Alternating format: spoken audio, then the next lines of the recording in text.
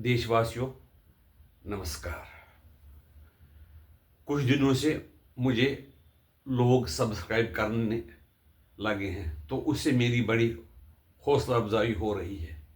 मैं आपसे निवेदन करता हूं कि इसी तरह से मेरी हौसला अफजाई करें, मुझे इनकरेज करें, ताकि मैं ज़्यादा से ज़्यादा अपने विचार व्यक्त कर सकूं और अपना जो कंटेंट है, जो आज के हालात में विश्व भर में हालात चल रहे हैं, उसके बारे में आपके सामने प्रस्तुत कर सकूं। मैं आपको पुनः प्रणाम करता हूं। 1 जनवरी 2025 को यूएस में नए साल का जश्न चल रहा था, न्यू ऑरलियंस यूएसए में। तो एक व्यक्ति पिकअप वैन ड्राइव करके उस पर लोगों को चढ़ाकर मार देता है। उसमें 15 लोग मर जाते हैं और बाकी लोग, बहुत से लोग, 35-40 लोग जख्मी हो जाते हैं।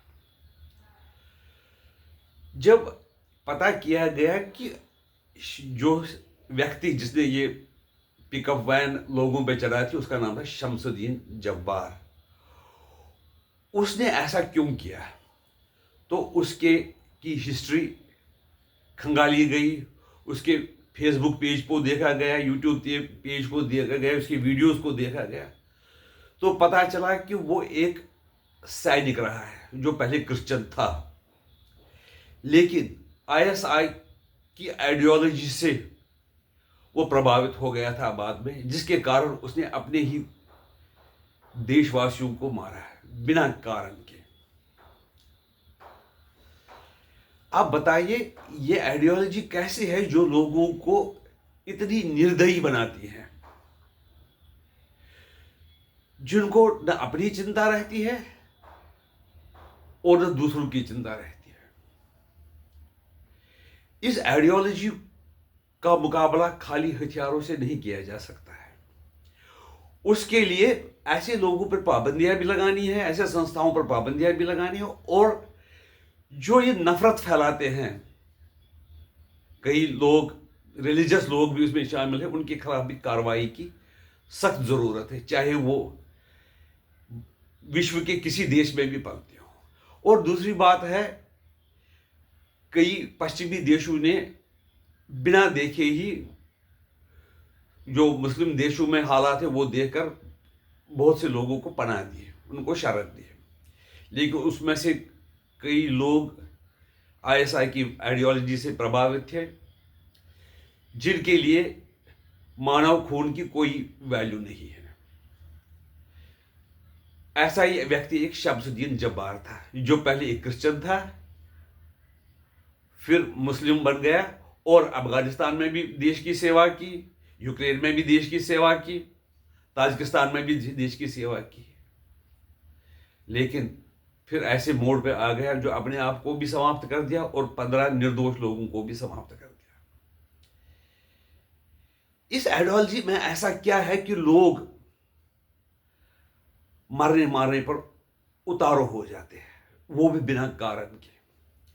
एक और व्यक्ति की मैं जिक्र यहां पर करना चाहता हूं, तहरुम राणा, जिसने, जो मुंबई में 2008 में धमाके हुए थे, उनकी साजिश में वो शामिल था।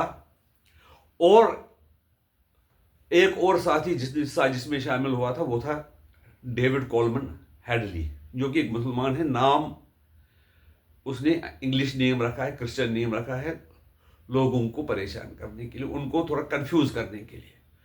यहां मैं ये भी कहना चाहता हूं कि महेश भट्ट के सुपुत्र भी उसके मित्र हुआ करते थे। हो सकता है कि महेश भट्ट के पुत्र को यह नहीं जानकारी थी कि ये आदमी उग्रवादी है और आईएसआई के द्वारा भेजा हुआ एजेंट है। बिना मतलब के, बिना अर्थ के ये लोगों को मारते हैं, और जो अपने आप को दुनिया के ह्यूमन राइट्स चैंपियन बोलते हैं, ह्यूमन राइट्स के लिए बड़े भाषण देते हैं, रिपोर्ट सबमिट करते हैं, वो लोग ऐसे लोगों पर कार्रवाई क्यों नहीं करते हैं, लेकिन वो उनको ही इनडायरेक्टली सपोर्ट करते हैं। देखिए, हम देख रहे हैं अफगानिस्तान में पाकिस्तान के द्वारा प्रायोजित लड़ाई में और पाकिस्तान समर्थित जो उग्रवादी थे उनको सपोर्ट देकर कैसी तबाही मचाई गई। आज फिर भी ऐसे हालात हो गए कि अफगानिस्तान बिल्कुल प्रिमिटिव एज में पहुंच गया है। इसी तरह से हम देख रहे हैं कि अब पाकिस्तान का आईएसआई दूसरे देशों में ही यही गड़बड़ करना चाहता है। बांग्लादेश में उसने शुरुआत की है। उनको ये समझ में नहीं आता है कि इससे हमें फायदा क्या मिल रहा है। जैसे टीटीपी, उन्होंने उग्रवाद को करके टीटीपी बनाई थी और टीटीपी अब उनके ही सैनिकों को मार देते हैं। वो भी बेचारे निर्दोष सैनिक हैं और टीटीपी को भी पता नहीं है कि हम ऐसा क्यों कर रहे हैं। इस बात की ओर सारे विश्व का ध्यान जाना चाहिए कि ये बिना मतलब के, बिना कारण के लोगों को मारना ये कितना सही है, उससे क्या फायदा होगा। कई लोगों को लगता है कि हमारे समुदाय का परचम सारे विश्व में फैलेगा। उनकी ये सोच बहुत गलत है। ईश्वर कहते हैं कि जियो और जीने दो। इससे होता है कि आदमी खुशी खुशी रह सकता है। ये लोग न खुद खुश रहते हैं न दूसरों को खुश रहने देते हैं। इससे पूरी हानि मानव जाति को होगी।